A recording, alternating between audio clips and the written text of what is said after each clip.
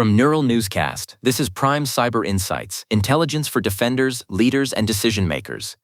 From August 11th, 2026, joining us today is Chad Thompson, a director-level AI and security leader with a systems-level perspective on automation, enterprise risk, and operational resilience. Chad, it is great to have you. Thanks, Aaron. We're starting today with a joint advisory from CISA and South Korean authorities regarding Gunra Ransomware. They're observing a double extortion campaign targeting critical infrastructure, specifically exploiting 2024 Cape Verde Escudo's 5559 in Schneider Electric PowerLogic P5 and 2025 Cape Verde Escudo's 24472 in Fortinet appliances. The technical precision of these attacks is notable, Lauren. Gunra is moving laterally using M-packet libraries and exfiltrating terabytes of data to mega before encryption. They've even been seen manipulating SSL VPN traffic to intercept VDI session cookies, effectively bypassing MFA by tampering with the authentication processing files. It highlights a recurring theme: the friction between secure defaults and legacy compatibility. That leads us to the pass-to-key research out of Palo Alto Networks. Chad, the research suggests that malware can extract passkeys from the Google Password Manager on Windows because they aren't always stored in the TPM.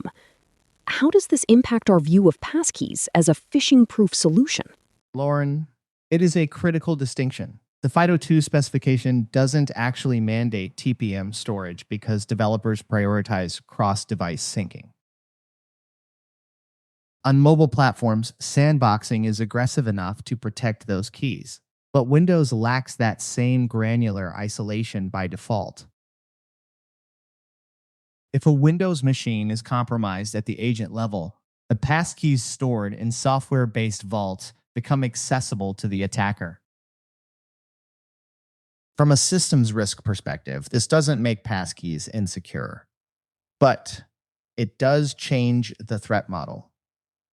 We're seeing third-party managers like 1Password and Google move toward end-to-end encrypted cloud blobs for Windows, specifically to mitigate this.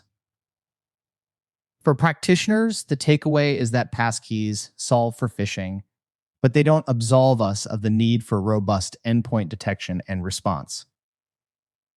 We also have to look at the automation aspect, as we see in the Cloudflare data reporting a 519% surge in terabit-scale DDoS attacks. The scale of automated threats is outstripping manual defense.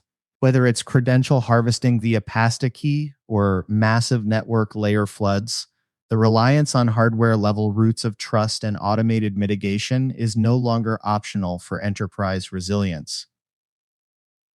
Excellent context, Chad. Thank you for that analysis. Aaron, shifting from identity to the software supply chain, we have a significant development with BdThemes. WordFence is reporting that attackers poisoned a remote JSON data stream used for promotional banners in WordPress plugins to inject rogue admin accounts.